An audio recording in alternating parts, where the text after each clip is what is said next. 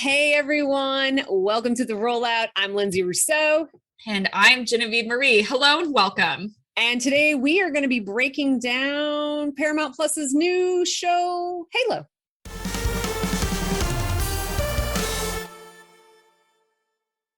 Okay, so the first episode of Halo, well, by the time you're watching it, 2 episodes of Halo have come out. We obviously don't want to reveal any spoilers for episode 2, so we're going to stick with episode 1 for this episode. Wow, that I just said episode a lot. So we're going to talk about episode 1 right now. Yes, we're going to talk about episode 1 of the new Halo TV series, of course, based on the massively popular video game franchise. This show has been decades in the making. Or I mean, it's gone through so many different directors and writers and blah, blah, blah, blah, blah. And now it's finally here. Everyone's saying it's going to be the next Game of Thrones. That's what they're hoping. It had a massive $90 million budget, which, by the way, is like half the budget for the Marvel TV shows. So if that's any inclination, yeah.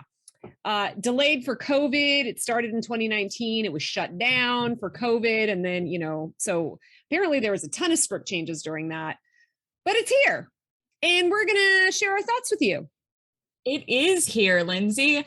All right. So the reviews are out and let's get out the obvious. Let's get the obvious out of the way. The reviews are out and they're all saying it's Mandalorian. Mandalorian. But and they are not wrong. They're not wrong. Okay, so they're not wrong. Okay, I can't believe I'm going to try my best to defend this show because I actually did enjoy the first episode. I did not hate it. I didn't hate it. Is saying something. And I promise I will not reference the Book of Boba Fett when we're talking about this episode. I will be watching this for the rest of the season just to see, because I'm quite frankly invested enough. It's not horrible. Right. Okay. So it's different from the Halo that we know. Yes. That was the first thing. The creators said they did not follow the game at all. They took the world and that was it. There are both good and bad things about that. The bad we have seen when they try and literally adapt video games into movies or into TV shows, and the literal adaptation of a game that is supposed to span many, many hours, especially open world games that you could spend days and days completing, like in game time, days and days. And you cannot condense that down even into the size of a television show. Right. And get it right. You have to adapt something like that for screen. It's called an adaptation for a reason. Yeah. Do not be afraid of that word. It's a good thing. Adaptations are good. I mean, we've talked about The Witcher before. The Witcher did a really good job. Obviously, some diehard fans were annoyed that they weren't as true as they could have, but they were I think they did a fantastic job adapting that. Right. Books are not movies, are not TV shows, are not games. Yeah. Different medium. When you are crossing over from medium to medium, there needs to be adjustments in order to make it work. Right.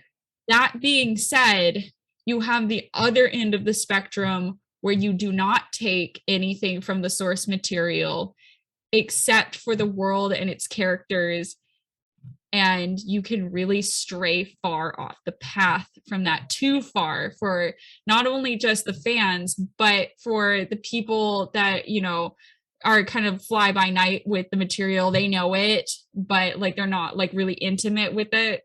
And a lot of the times, if you don't understand the world and the story that you are trying to adapt, / if you are not trying to put pieces of that story in there somehow, it turns it into something completely different. Like it would be like opening up a bag of McDonald's and looking inside and expecting, whatever sludge is in there and getting like Taco Bell, Yeah. like it's sometimes like if you're expecting one thing and you open up that bag and it's something completely different from the thing that you were at least expecting to be a little bit similar, and it's nothing like that. Yeah. It basically is like expecting sushi, but then getting a hamburger. You will be disappointed because the hamburger, even if it's good or, you know, comparable, is not the thing that you wanted. Right.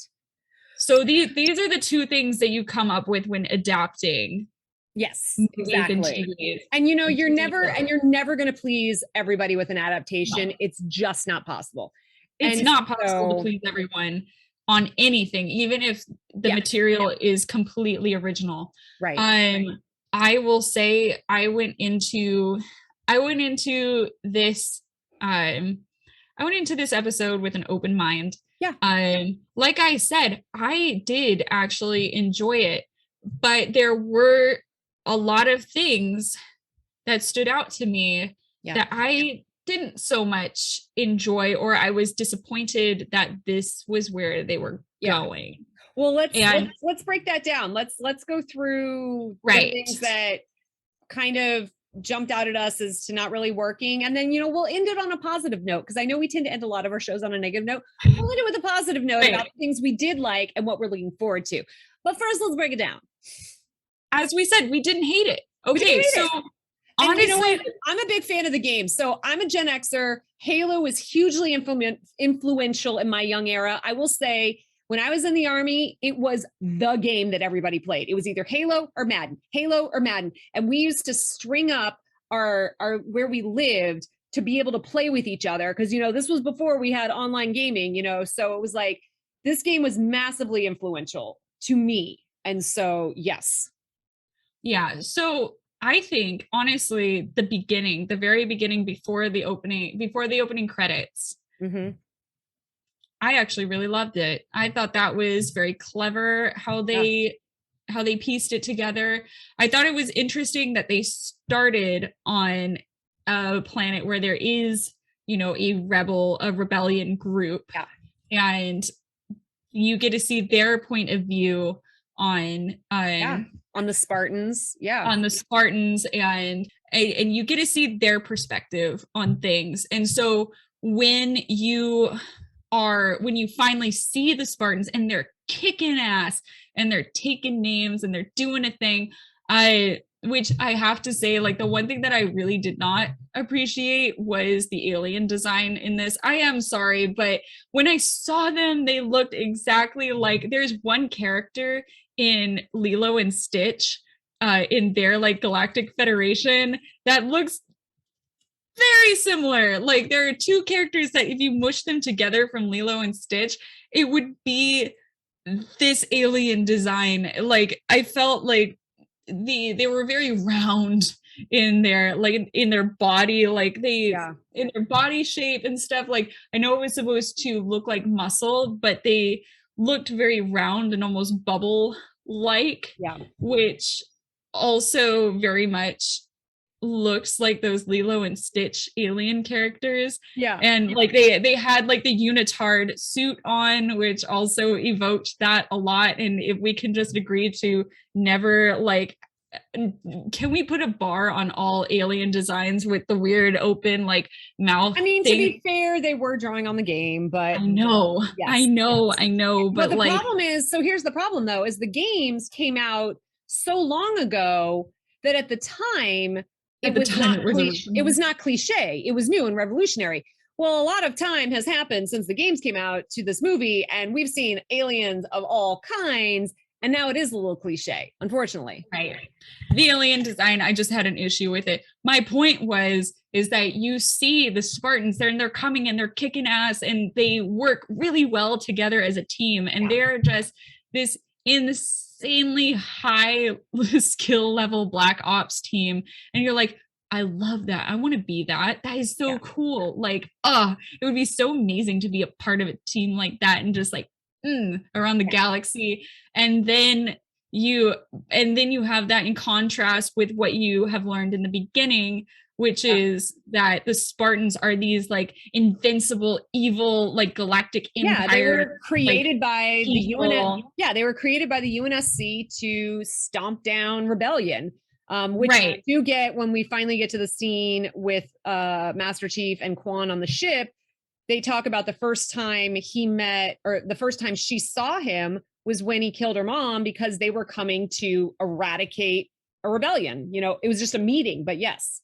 Right. But in that opening sequence, there is a lot of things at play. There's a lot of contrast in what the audience sees, and it asks the audience to question what they believe, like who are the good guys, which faction is right, who is like, who's in the right in this, who do I root for in this situation? Because you have the badass Spartans, you have the rebels, in which, you know, usually you want to root for the underdog and you want to believe the underdog, but then these Spartans show up and they're kicking ass and they're doing all this thing, and then they're like teammates and they're like, yeah, you do that, you go over there, and they work so seamlessly together. And then you also kind of have that like feeling of when the aliens show up, it's just like, oh, you're, you know, you need us now sort of thing, like, oh, you need the Spartans now, do ya? And just like, let us show you what we actually like do. And then but we don't really, because everyone dies. Right. There's that. And also the Spartans don't give a shit about that, which is another thing that you learn really quickly. They're just like, all right, we killed them all, let's walk away. Like, this is not our mission. Our mission is to get the thing in the cave. And then, so you have like all these competing feelings that are going on. And then you get to kind of get a sense of, you know, of where they come from and that government. And I just really liked it. It was nice and juicy, because you have all of these different factions playing off of one another. They all have these different beliefs, and it also makes the audience want to pick a side, but you're not sure which side you should pick, you know? Which honestly, it really, and I'm wondering how much they drew upon The Expanse for this, because it really made me flash back to The Expanse, where you've got like the Belters, who are kind of seen as the underdogs, fighting against the inner planets, you know, with Earth and Mars trying to dominate, you know, when they discover, you know, the ring and they go to these new worlds. And all of book 4 in the TV series is focused on, you know, the evil Earth people coming to these refugees who sought shelter on this new planet and trying to evict them. It's like, but then it's a lot more nuanced than that. So I did, and it also gave us a real good smattering of different characters, so many different personalities, so many different types of people. It was a very eclectic group of people. Right. I do like that they gave you little moments with the townsfolk before they killed them all. Before they killed us all. You're like, I became invested in them, and now they're dead. Yes.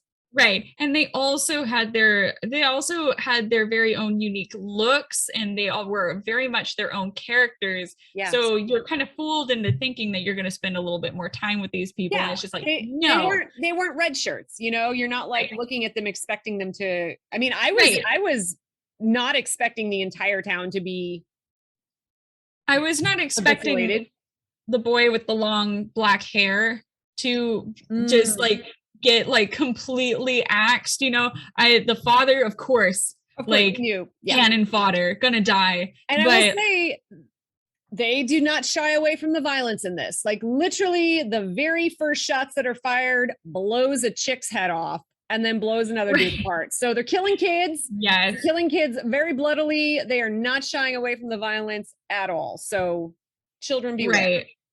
Right. That being said, like the action, I like the sound design for the action. The sound design was good. The action was, there were parts of it when I was very aware that, oh, okay, the Spartans are CGI right in here, because like when they switched between CGI of them running, and I guess maybe it was a budget thing, instead of getting a stunt person to do the running, they switched to CGI and it's very jerky. And so it instantly jumped out of my mind as they switched between CGI and regular and CGI. And I was like, that was a little jarring to me. That was a little jarring.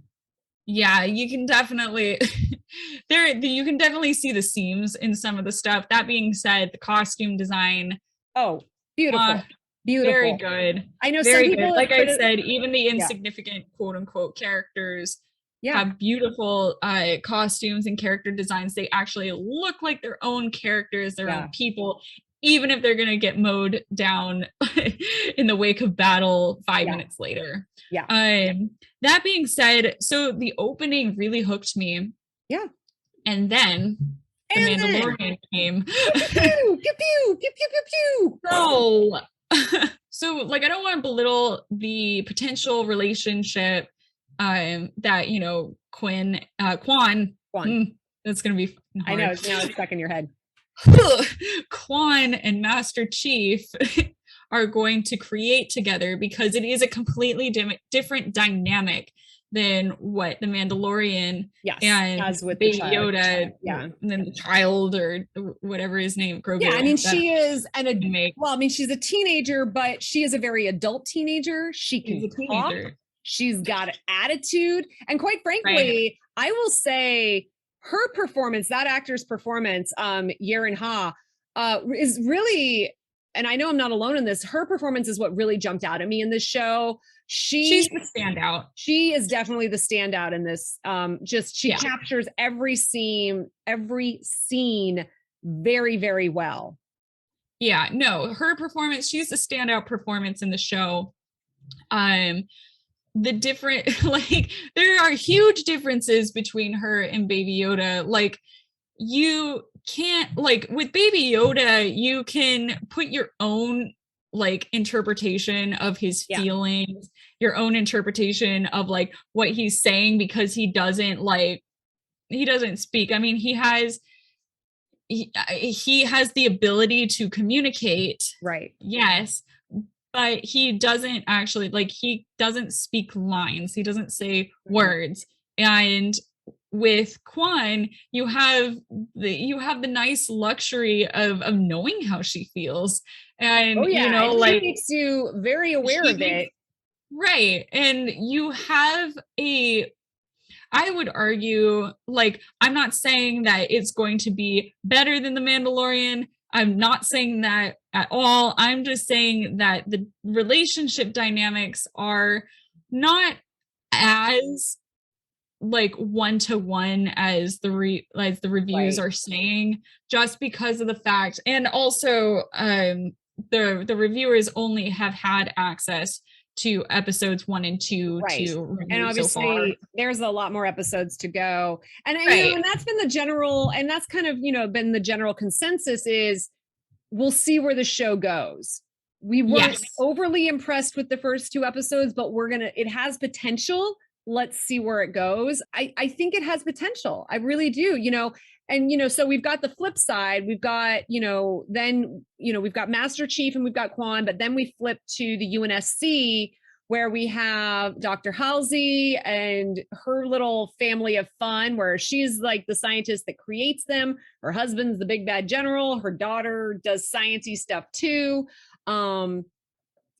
She's definitely set up as like the scientist with, ambiguous morals, but she's here to protect, Master Chief against, And then of course we have her boss, who, again, I keep going back to The Expanse, but I'm just like, oh, it's another UN Secretary General. Okay.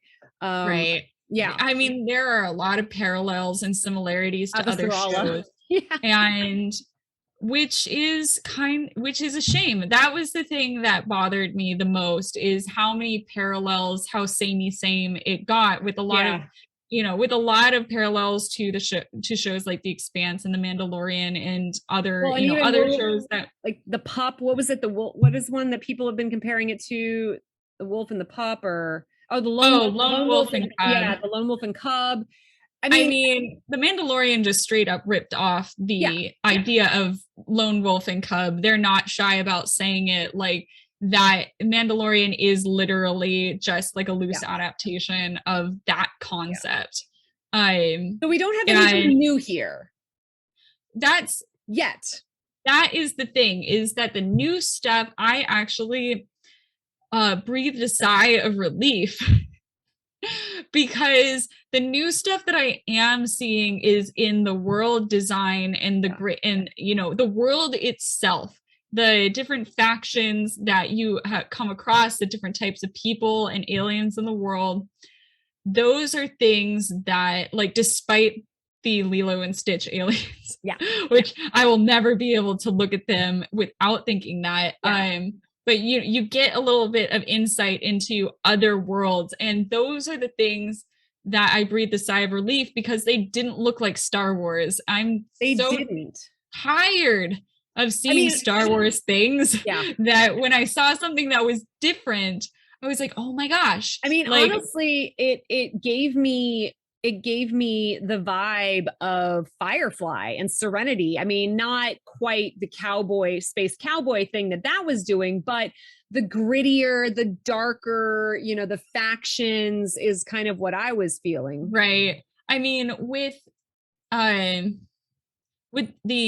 I'm going to say it so wrong, UNSC. Yeah. Yeah. With the UNSC, you have the very more militaristic style, like background and ship design, and all the uniforms and stuff, very, very military, very very grounded in that type of existence and way of life.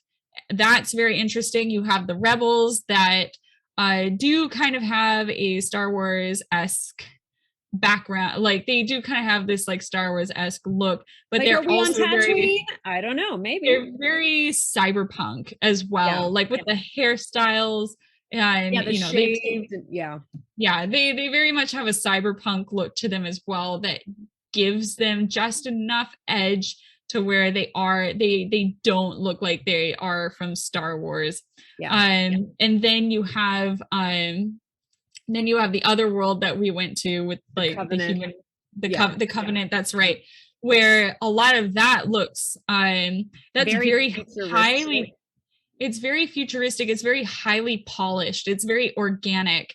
There is an air of nobility there. It's something that is what I would describe as legacy. You look at that world and you're like, that world, the Covenant, has a lot of legacy, a lot of history behind it. And it's almost like Piltover-esque in a way. Yeah, it really is. And I will say, they really, and gamers will enjoy that, they really did pull a lot of the production design and the look of the characters from the games. Like, as soon as I saw the Covenant show up, I was like, well, that's Covenant. You get the Warthogs, you get the different ships, which, like, so gamers are going to see, okay, they did really pay attention to how, pulling a lot of the weapons, the weapons that the Covenant uses, and the different ships and the different vehicles, which are obviously huge in Halo because you get to drive and fly all of those. So those are fun little, things that the gamers will enjoy, even if they're not like, and the thing is that with the Halo games, yes, there's story, but at the end of the day, it's a first-person shooter. So, it's not like a God of War or a, Horizon Zero Dawn or whatever. It's a first-person shooter. They don't really take your hand and lead you through a story, which is it ain't no Last of Us. Yeah, exactly. And so that brings us to obviously the biggest controversy of the show, the removing of the helmet, which in the game is something that never happens. And they've given a lot of interviews have been given about this. The big difference being, in the game, you, the player, are trying to embody Master Chief. Unless you're a woman, unfortunately, Master Chief is representative of whoever you want him to be. The every guy. We couldn't do that in a show because you're no longer, the player's no longer driving the story. You now have a third person actor driving the story. So I don't know, what are your thoughts? Taking the helmet off, leaving the helmet on? Obviously, if they left it on, it would 100% been the Mandalorian. But okay, so let me... Back then, character builders were like fucking shite, if non-existent.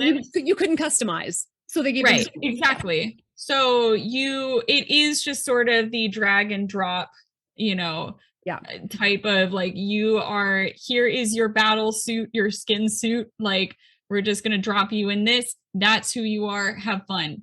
Whereas nowadays, like in games like Outer Worlds, you can customize your character to look like anything, really. And you can pick gender, you can pick, hairstyle, any, race, all of it. Like character builders nowadays are not uncommon in games. No, some games have really good character builders, other games arguably not. It is very commonplace. Regardless, my point is back when Halo was made, they didn't make it with a character builder. Yeah. And this was 2001 for those who are not aware. 2001. Yeah. Therefore, Master Chief just is kind of, the everybody skin, he's just going to act like this is you. And for a movie, for a TV show, Master Chief is Master Chief. He is a character. He's a character. Yep. He is himself. And I will say, yeah, go ahead. You can't build a good TV show or a good story off of the shell of a character. Yeah. You need to have somebody under the mask that lives and breathes and feels and has a backstory, that has hopes and dreams and goals and all that kind of stuff. Otherwise, I couldn't tell you what you would get. I will say this. I didn't want the story to start, and this sounds absolutely ridiculous. I didn't want the story to start as fast as it did. The main story. Oh yeah, his switch to happened instantly. I very much wanted to see Master Chief be the good guard dog for the UNSC, that he is. I wanted to live in the world in which he just did what he said, did what he's told, takes orders, and it just stomps around like RoboCop. I wanted him to be like RoboCop for a bit, and then when you have the change that happens slowly and gradually, then that is something very interesting for the audience to watch, is that character development. And we got it all in the first episode. And we did, and that's gonna make exactly, and it makes it not the stakes of him switching sides or going against orders aren't as high because we haven't gotten to see enough of him in his prior self. Right. It also puts some strain on the characters that know him, in universe characters that know him. It puts strain on their characters because now they are acting out of the realms of believability. You stand by your guy, but like they've also been programmed not to. That I mean, you stand by your guy, but like it comes to a point of like, aren't they wondering what's happening with their guy? Like they a little concerned that maybe he has like some strange alien but like worm in his brain because he touched the thing. Like, I don't know. And then like also to have the scientist, be rooting for him and all of that. It all happens very quickly. It happens to every character very quickly to get on board with him and this very sudden change. And I think it would have been far more impactful if you saw, the Mandalorian, I will be honest, that character does turn quite quickly as well. Not as quick as this. Not as quickly, yeah. But I would say over the course of 3 episodes, once episode 3 is over, I would even say episode 2, he is pretty firmly grounded in the fact that he's going to be taking care of this child for better or for worse, And I wish we had gotten that with Master Chief a bit, because I did like the stomping around and just the very brutal way that they just clear out places and do this stuff, because it's delicious in an evil way. You know what I mean? Like it's like a sumptuous meal just to watch somebody be bad and not necessarily bad, like just not indifferent. necessarily bad, just indifferent and just going about their job like it is the only thing that matters. Because that's what they've been programmed to do.